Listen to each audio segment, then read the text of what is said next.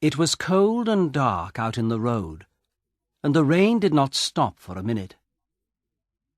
But in the little living room of number 12 Castle Road it was nice and warm. Old Mr. White and his son Herbert played chess, and Mrs. White sat and watched them. The old woman was happy because her husband and her son were good friends, and they liked to be together. "Herbert's a good son," she thought. "We waited a long time for him, and I was nearly 40 when he was born. But we are a happy family." And old Mrs. White smiled. It was true. Herbert was young, and he laughed a lot, but his mother and his father laughed with him. They had not got much money, but they were a very happy little family. The two men did not talk because they played carefully. The room was quiet, but the noise of the rain was worse now, and they could hear it on the windows. Suddenly, old Mr. White looked up. "Listen to the rain," he said. "Yes, it's a bad night," Herbert answered. "It's not a good night to be out. But is your friend Tom Morris coming tonight?" "Yes, that's right. He's coming at about 7 o'clock, the old man said. But perhaps this rain—" Mr. White did not finish, because just then the young man heard a noise. "Listen," Herbert said. "There's someone at the door now." "I didn't hear a noise," his father answered. But he got up from his chair and went to open the front door. Mrs. White got up too, and began to put things away. Mr. White said, Come in, Tom. It's wonderful to see you again. What a bad night. Give me your coat, and then come into the living room. It's nice and warm in there." The front door was open, and in the living room Mrs. White and Herbert felt the cold. Then Mr. White came back into the living room with a big, red-faced man. "This is Tom Morris," Mr. White told his wife and son. "We were friends when we were young. We worked together before Tom went to India. Tom, this is my wife, and this is our son, Herbert." "Pleased to meet you," Tom Morris said. "Pleased to meet you, Mr. Morris," Mrs. White answered. "Please come and sit down." "Yes, come on, Tom," Mr. White said. "Over here. It's nice and warm." "Thank you," the big man answered, and he sat down. "Let's have some whiskey," old Mr. White said. "You need something to warm you on a cold night." He got out a bottle of whiskey, and the two old friends began to drink and talk. The little family listened with interest to this visitor from far away, and he told them many strange stories.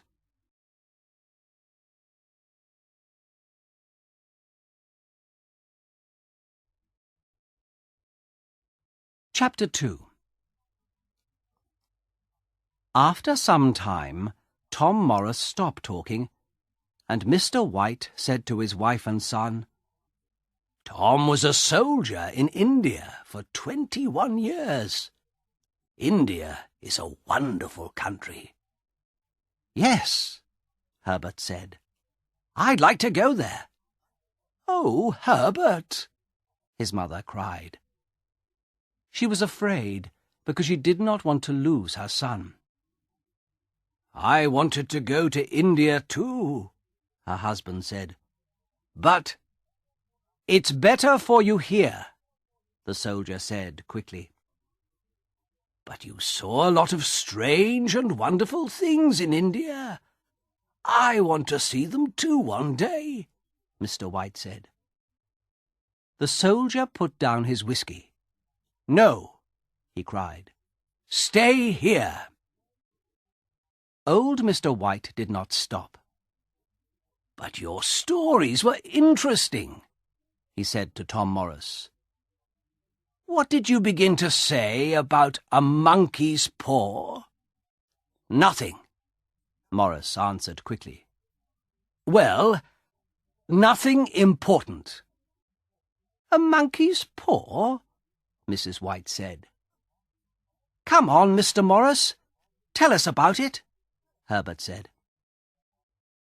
Morris took his whiskey in his hand, but suddenly he put it down again. Slowly he put his hand into the pocket of his coat, and the White family watched him. "What is it? What is it?" Mrs. White cried. Morris said nothing. He took his hand out of his pocket. The White family watched carefully, and in the soldier's hand they saw something little and dirty. Mrs. White moved back, afraid, but her son Herbert took it and looked at it carefully. "Well, what is it?" Mr. White asked his friend. "Look at it," the soldier answered. "It's a little paw. A monkey's paw." "A monkey's paw?" Herbert said, and he laughed. "Why do you carry a monkey's paw in your pocket, Mr. Morris?" he asked the old soldier. "Well, you see," Morris said, "this monkey's paw is magic." Herbert laughed again, but the soldier said, "Don't laugh, boy. Remember, you're young. I'm old now, and in India I saw many strange things."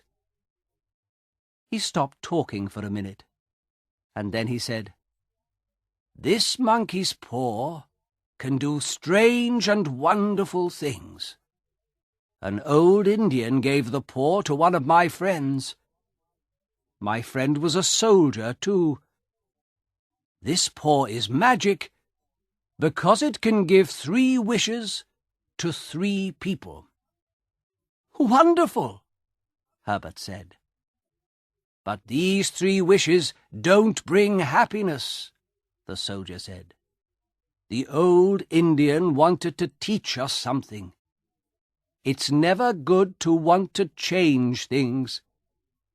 "Well, did your friend have 3 wishes?" Herbert asked the old soldier. "Yes," Morris answered quietly. "And his 3rd and last wish was to die." Mr. and Mrs. White listened to the story, and they felt afraid. But Herbert asked, "And did he die?" "Yes, he did," Morris said. "He had no family, so his things came to me when he died. The monkey's paw was with his things, but he told me about it before he died," Tom Morris finished quietly. "What were his first 2 wishes, then?" Herbert asked. "What did he ask for?" "I don't know. He didn't want to tell me," the soldier answered. For a minute or 2 everybody was quiet. But then Herbert said, "And you, Mr. Morris? Did you have 3 wishes?" "Yes, I did," Morris answered. "I was young. I wanted many things. A fast car. Money." Morris stopped for a minute, and then he said with difficulty, "My wife and my young son died in an accident in the car. Without them, I didn't want the money. So in the end, I wished to lose it. But it was too late. My wife and my child were dead." The room was very quiet. The White family looked at the unhappy face of the old soldier. Then Mr. White said, "Why do you want the paw now? You don't need it. You can give it to someone." "How can I give it to someone?" the soldier said. "The monkey's paw brings unhappiness with it."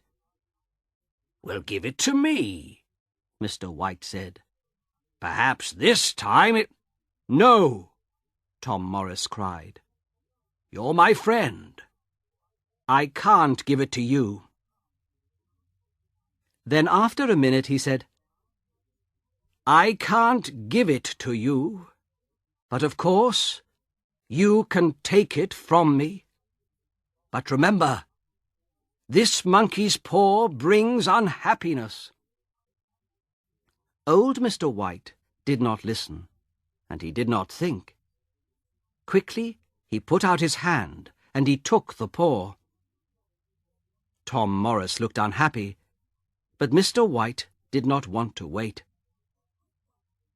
"What do I do now?" he asked his friend. "Yes, come on, father," Herbert said. "Make a wish," and he laughed.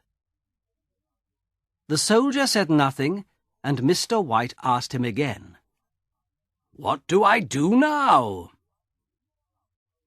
At first the old soldier did not answer, but in the end he said quietly, "Okay, but remember, be careful.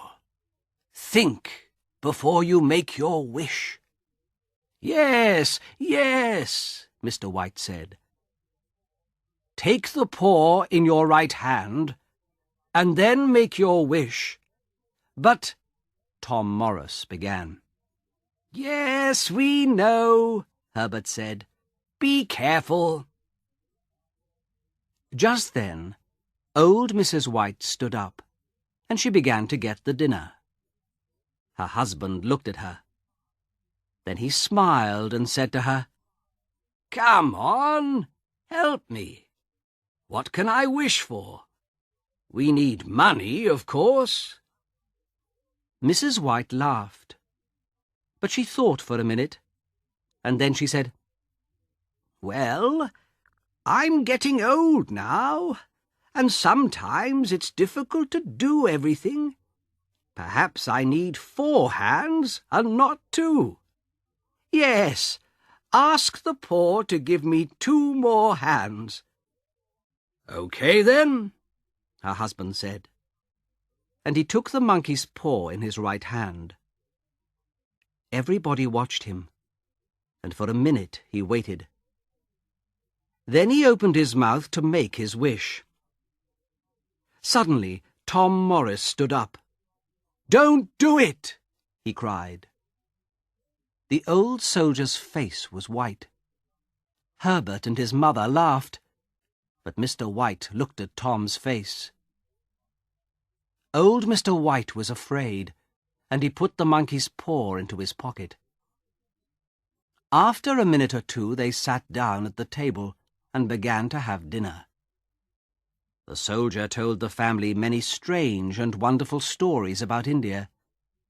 They forgot the monkey's paw, and because the soldier's stories were interesting, they asked him many questions about India. When Tom Morris stood up to leave, it was very late. "Thank you for a very nice evening," Morris said to the family. "And thank you for a very good dinner," he said to Mrs. White. "It was a wonderful evening for us, Tom," old Mr. White answered. "Your stories were very interesting. Our life isn't very exciting, and we don't have the money to visit India. So please come again soon. You can tell us some more stories about India." Then the old soldier put on his coat. He said goodbye to the White family and went out into the rain.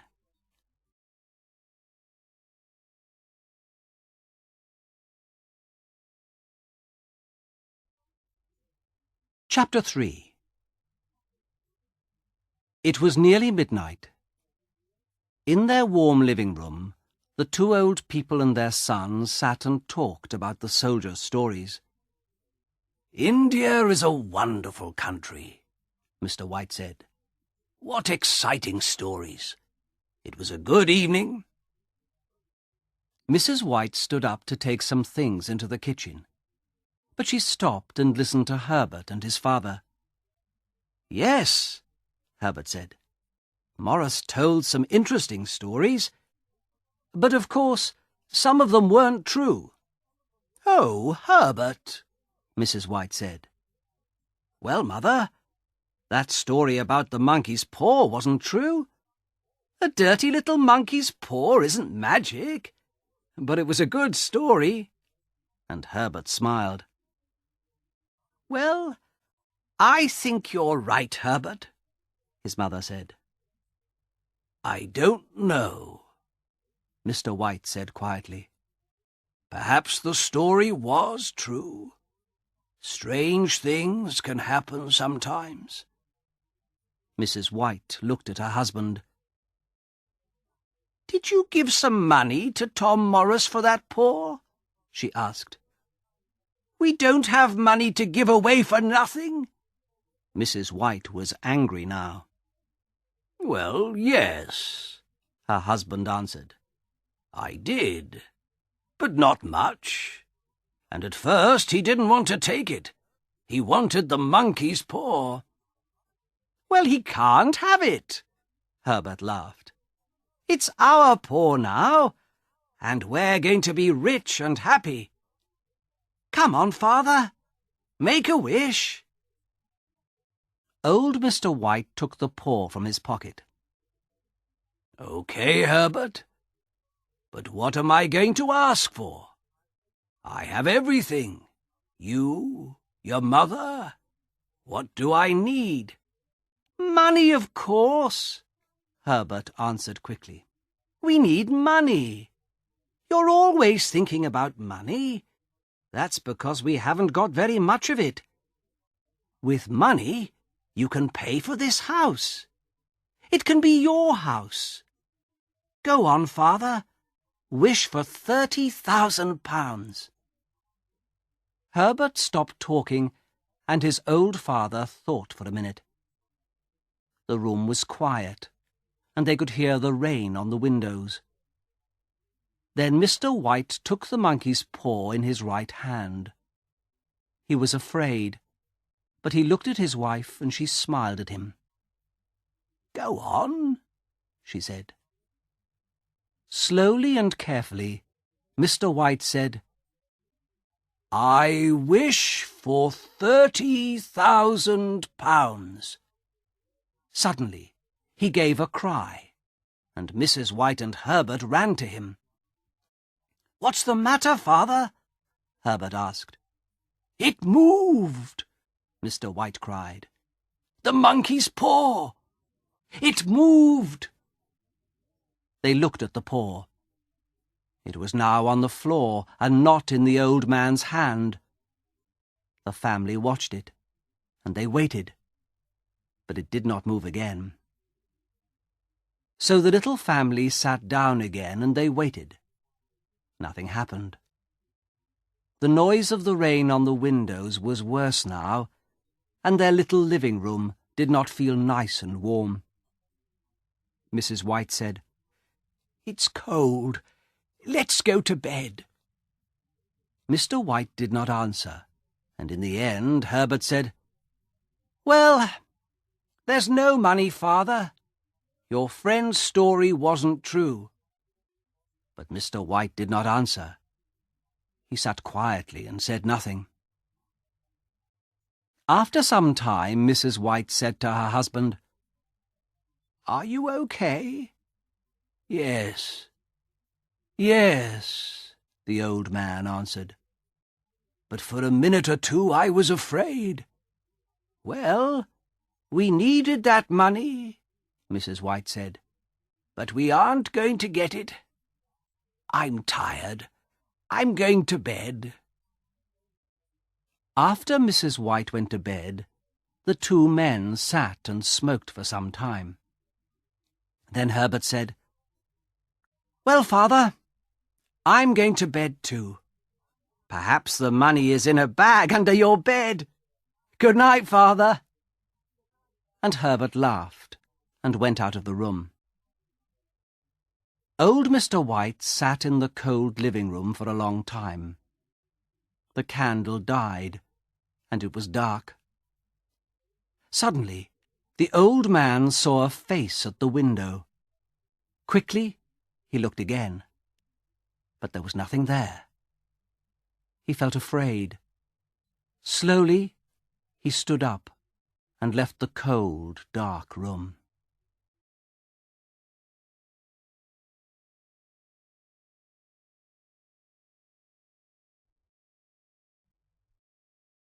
Chapter 4.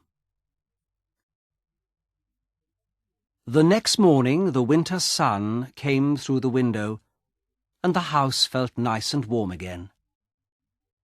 Mr. White felt better, and he smiled at his wife and son. The family sat down to have breakfast, and they began to talk about the day. The monkey's paw was on a little table near the window, but nobody looked at it, and nobody thought about it. "I'm going to the shops this morning," Mrs. White said. "I want to get something nice for dinner. Are you going to come with me?" she asked her husband. "No, I'm going to have a quiet morning. I'm going to read," her husband answered. "Well, I'm not going to go out this evening," Herbert said. "So we can go to bed early tonight. We were very late last night." "And we aren't going to have stories about monkeys' paws," Mrs. White said. She was angry. "Why did we listen to your friend?" she asked her husband. "A monkey's paw can't give you things." She stopped, but the two men did not answer her. £30,000, she said quietly. "We needed that money." Just then Herbert looked at the clock and stood up. "I'm going to work," he said. "Perhaps the postman has got the money for you in a letter. Remember, I want some of it too." Herbert laughed, and his mother laughed too. "Don't laugh, son," Mr. White said. "Tom Morris is an old friend, and he thinks the story is true. Perhaps it is." "Well, leave some of the money for me." Herbert laughed again. His mother laughed too, and she went to the door with him. "Goodbye, Mother," Herbert said happily. "Get something nice for dinner this evening at the shops. I'm always hungry after a day at work." "I know you are," Mrs. White answered. Herbert left the house and walked quickly down the road. His mother stood at the door for some time and watched him. The winter sun was warm, but suddenly she felt very cold.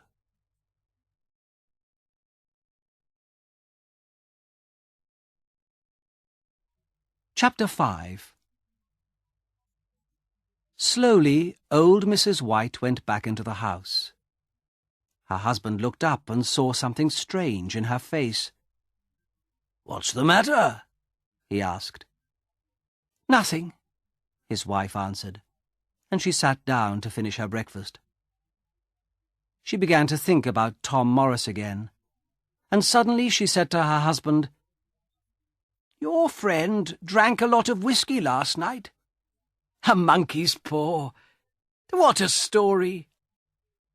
Mr. White did not answer her, because just then the postman arrived. He brought 2 letters for them, but there was no money in them.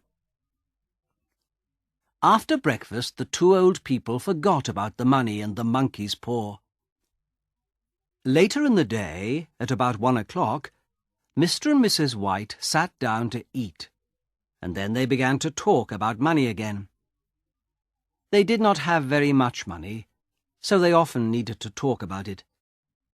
"That's £30,000, Mrs. White said. "We need it." "But it didn't come this morning," her husband answered. "Let's forget it." Then he said, "But that thing moved. The monkey's paw moved in my hand. Tom's story was true. You drank a lot of whiskey last night. Perhaps the paw didn't move," Mrs. White answered. "It moved!" Mr. White cried angrily. At first his wife did not answer, but then she said, "Well, Herbert laughed about it." Suddenly she stopped talking. She stood up and went over to the window. "What's the matter?" her husband asked. "There's a man in front of our house," Mrs. White answered. "He's a stranger, very tall and well-dressed. He's looking at our house." "Oh, no, it's okay. He's going away." "Come and sit down. Finish eating," Mr. White said. The old woman did not listen to her husband. "He isn't going away," she went on. "He's coming back. I don't know him. He's a stranger. Yes, he's very well dressed." Suddenly Mrs. White stopped. She was very excited. "He's coming to the door. Perhaps he's bringing the money." And she ran out of the room to open the front door. The tall, well-dressed stranger stood there. For a minute he said nothing, but then he began, "Good afternoon. I'm looking for Mr. and Mrs. White." "Well, I'm Mrs. White," the old woman answered. "What can I do for you?" At first the stranger did not answer, but then he said, "Mrs. White, I'm from Moore and Meggins. Can I come in and talk to you?" Moore and Meggins had a big factory, and Herbert White worked there on the machinery. "Yes, of course," Mrs. White answered. "Please come in." The well-dressed stranger came into the little living room, and Mr. White stood up. "Are you Mr. White?" the stranger began. Then he went on, "I'm from Moore and Meggins." Mrs. White looked at the stranger, and she thought, "Perhaps he has the money. But why Moore and Meggins? And his face is very unhappy. Why?" Suddenly, the old woman was afraid. "Please sit down," Mr. White began. But now his wife could not wait. "What's the matter?" she cried. "Is Herbert—" She could not finish the question. The stranger did not look at their faces, and Mr. White began to be afraid too. "Please tell us," he said. "I'm very sorry," the man from Moore and Meggins began. He stopped for a minute, and then he began again. "I'm very sorry, but this morning there was an accident at the factory." "What's the matter?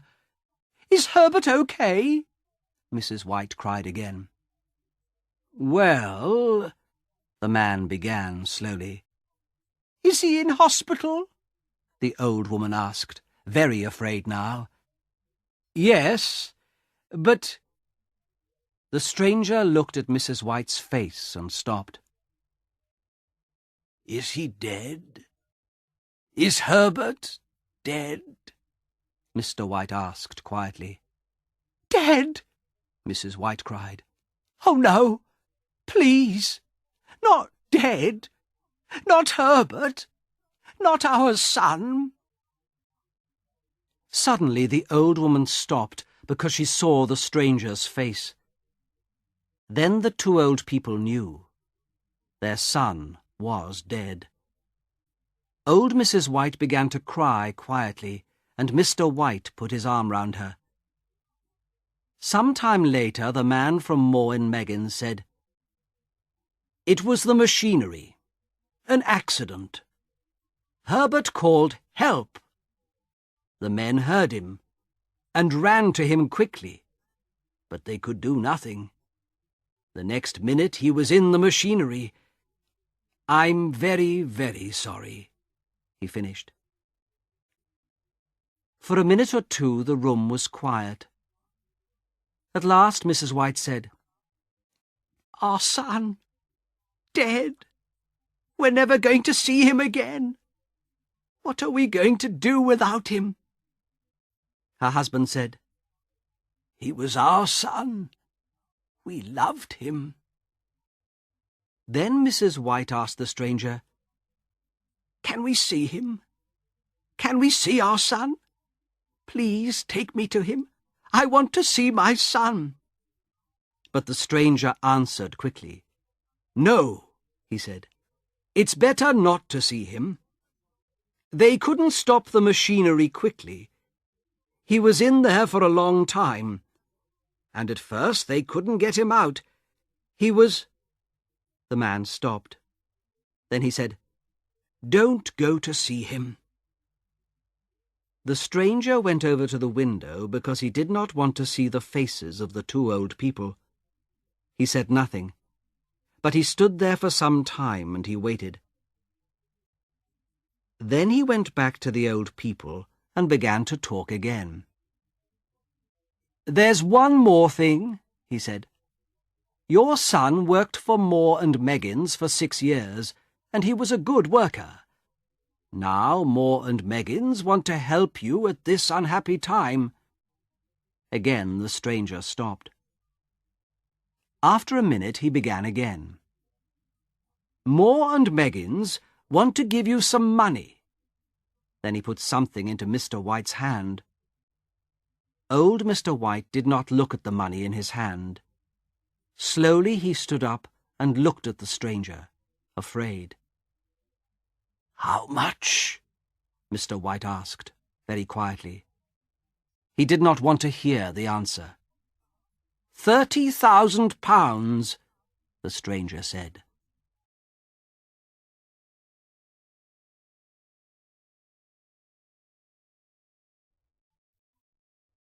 Chapter 6. 3 days later, in the big new cemetery 2 miles from their house, the two old people said goodbye to their dead son. Then they went back to their dark old house. They did not want to live without Herbert, but they waited for something good to happen, something to help them. The days went by very slowly. Sometimes they did not talk, because there was nothing to say without Herbert, and so the days felt very long. Then one night, about a week later, Mrs. White got out of bed because she could not sleep. She sat by the window and she watched and waited for her son. He did not come and she began to cry quietly. In the dark her husband heard her and he called, "Come back to bed. It's cold out there." "It's colder for my son," his wife answered. "He's out there in the cold cemetery." Mrs. White did not go back to bed, but Mr. White was old and tired, and the bed was warm. So in the end he went to sleep again. Suddenly he heard a cry from his wife. "The paw!" she cried. "The monkey's paw!" She came back to the bed and stood there. "What is it? What's the matter?" Mr. White cried. He sat up in bed. "What's the matter?" he thought. "Why is she excited? What's she talking about?" He looked at his wife. Her face was very white in the dark. "I want it," she said quietly, "and you've got it. Give it to me, please." "What?" Mr. White asked. "The monkey's paw," Mrs. White said. "Where is it?" "It's downstairs," Mr. White answered. "Why?" Mrs. White began to laugh and cry. We can have 2 more wishes, she cried. We had one, but there are 2 more. Oh, no, not again. Think, woman, Mr. White cried. But Mrs. White did not listen. Quickly, she said, go and get the paw. We're going to wish for our boy to come back to us. No, Mr. White cried. You're mad. Get it quickly, Mrs. White cried again. Mr. White said again, think, woman, think. Our boy was in the machinery for a long time. They didn't want to show him to us. Think. Do you want to see his body? Yes, he's my son. I'm not afraid of him, she answered. You don't understand, Mr. White said sadly, but he went downstairs to look for the monkey's paw. In the living room it was dark, and Mr. White did not have a candle. Slowly he went across the room, and he put out his hand for the monkey's paw. He touched it, and quickly took his hand away again. No, he thought, I can't. I don't want to see Herbert. His face, after he was in the machinery, no.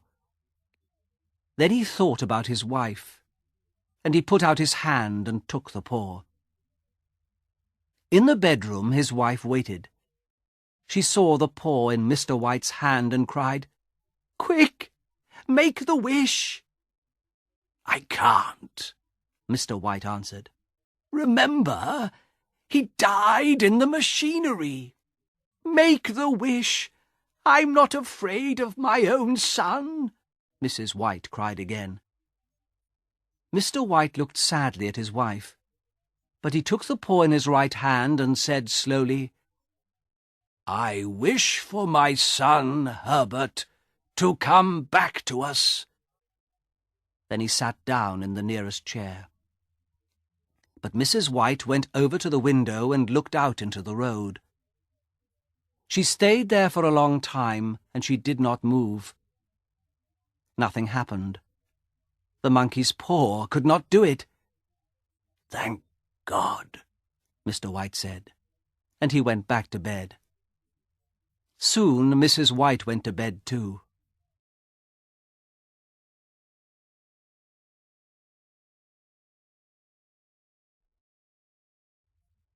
Chapter 7. But they did not sleep. They waited, and they listened. In the end, Mr. White got up to get a candle because the dark made him more afraid. He began to go downstairs, but suddenly he heard a noise at the front door. He stopped, and he listened. He could not move. Then the noise came again. This time he ran. He ran upstairs, back into the bedroom, and he closed the door behind him. But again the noise came. What's that? Mrs. White cried, and she sat up in bed. Nothing. Go to sleep again, her husband answered. But Mrs. White listened, and the noise came again. It's Herbert! It's Herbert! She cried. I'm going to open the door for him. And she got out of bed and ran to the door of the bedroom. Mr. White got there first and stopped her. No, he cried. Think. But it's my boy. It's Herbert, she answered. No, don't go. Don't, her husband cried again. But Mrs. White did not listen to him. She opened the bedroom door and ran from the room. I'm coming, Herbert! I'm coming! She called. Mr. White ran after her. Stop! He cried. Remember, Herbert died in the machinery. You don't want to see him. For a minute, Mrs. White stopped and looked at her husband. But then the noise came again, and she began to run downstairs. Help me! Help me! She called to her husband. But Mr. White did not move. "The paw," he thought. "Where's the monkey's paw?" He ran back into the bedroom. "Quick," he thought. "Where is it?" At first he could not find it in the dark. Ah, there it was. He had it. Just at that minute, he heard his wife downstairs. "Wait!